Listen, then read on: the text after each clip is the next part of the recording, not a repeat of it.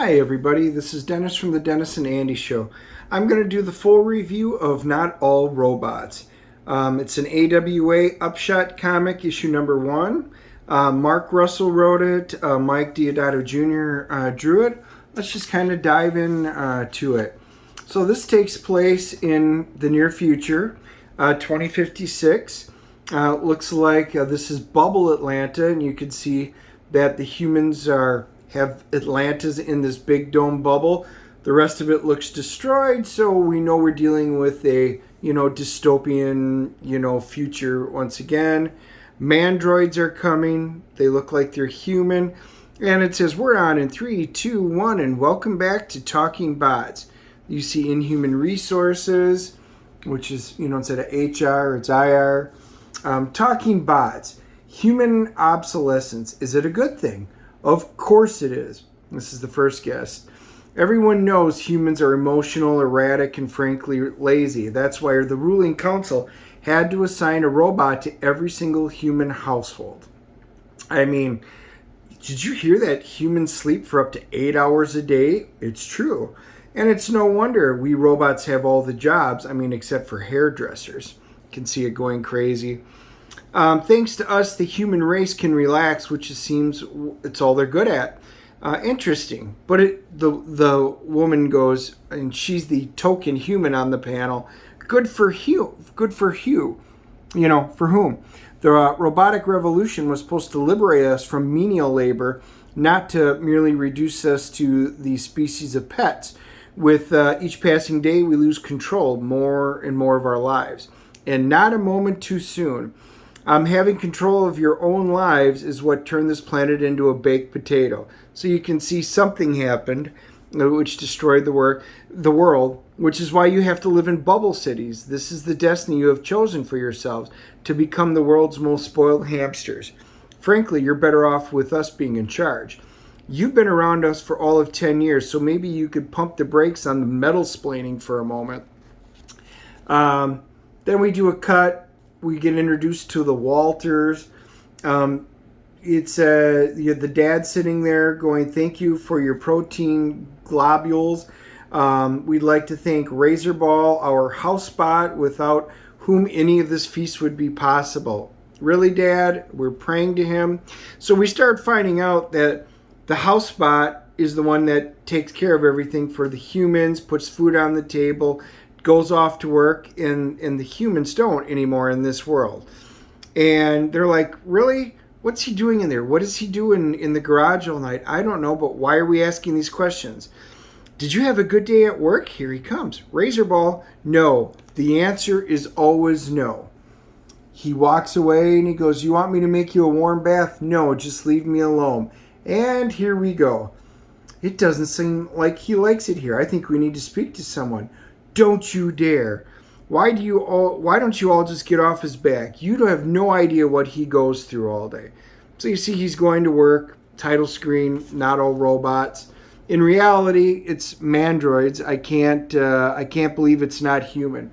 Kind of like a playoff, I can't believe it's not butter. Welcome to Mandroid, the first in human-looking robotics. I hope you've had an adequate morning. What's up, Metal? Nothing. It's just like, I work here all day just counting the minutes to leave. And basically he's saying this is tiresome. I do the same thing every day. I really don't like my family. I don't think they like me. And the other robot's like, well, check this out. The problem isn't you, that you despise your family. It's the fact that you feel bad about it. This article tells us how you can disable your empathy chip. What are you talking about?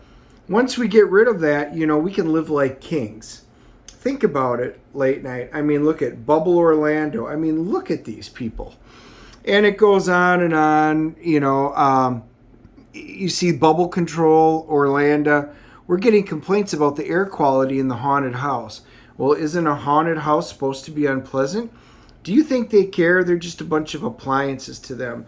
Why would they? We allow them to treat us that way. Who are you? I'm the Motivational Bot 3000. I'm here to help improve your performance. He's got a broom and he starts whacking him overhead. Do better, do better.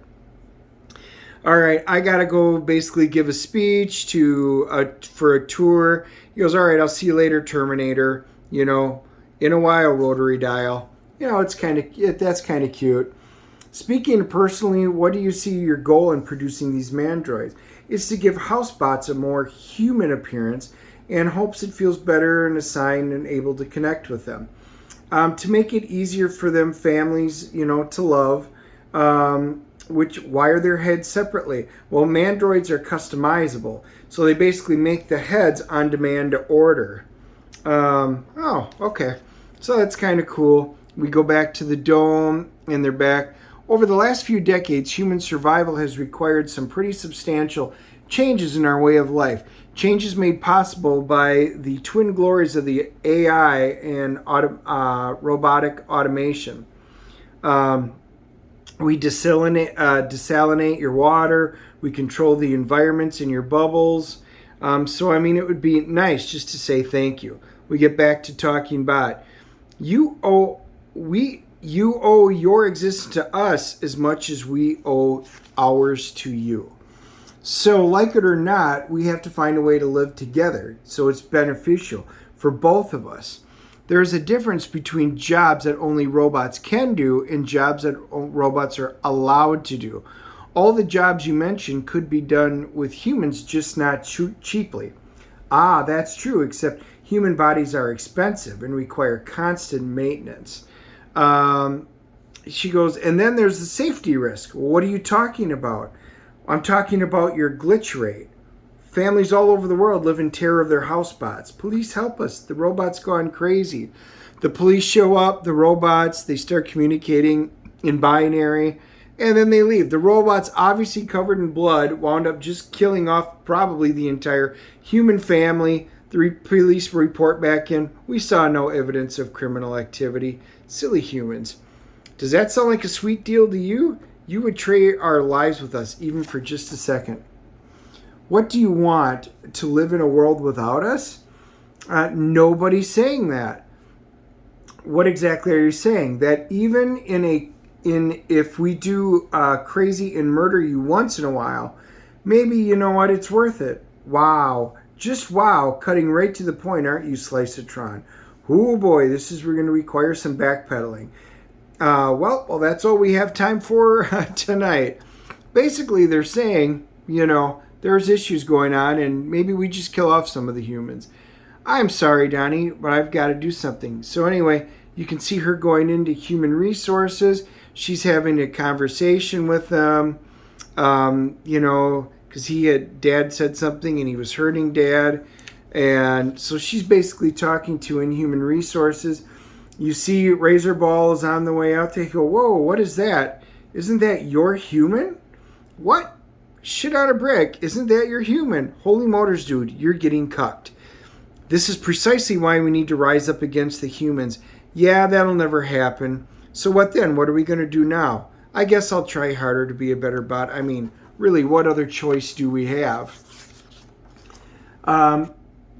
Then earlier on the algorithms, they talk about, and breaking news, due to a slight change in the climate formula for Bubble Orlando, an elevated level of nitro oxide was introduced into the supply.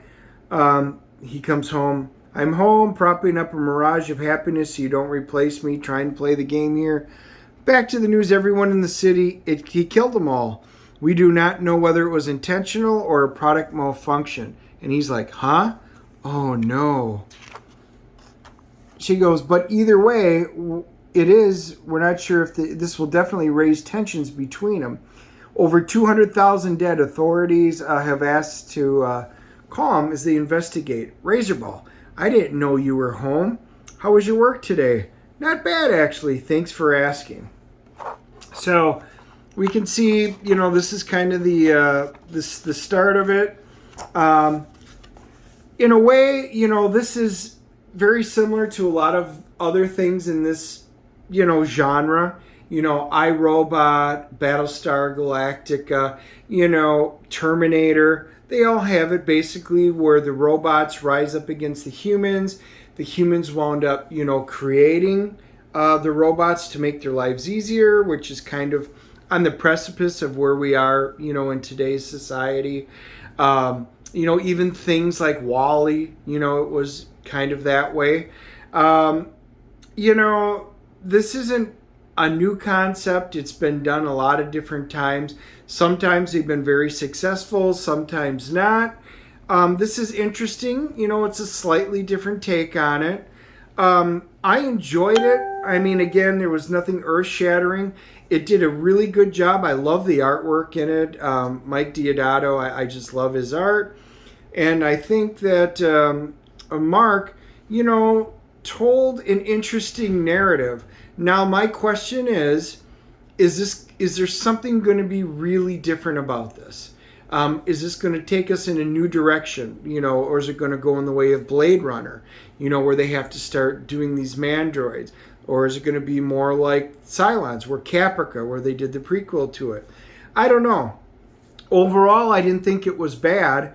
It's just so similar to so many things that have been done. I want to know if this is going to be different or if it's going to be more of the same. I'm going to give this one a 7.0 on the CGC scale. I do want to see where this goes. I'll probably get the first 3 to see if there's something amazing in here or if it doesn't make my cut list, because I've seen enough of these type of stories where something has to be different about it to make my list. Maybe you guys agree, maybe not. I know several of you have already commented on the quick flip of this. Anyway, leave your comments below. Hit the like and subscribe button if you like what I do. But leave your comments. I'd love to hear what you think. Does this interest you guys? Do you think it'll be different? I don't know. I love to hear and debate these things with you guys. So let's talk about it. And anyway, we will talk to you all soon. Bye.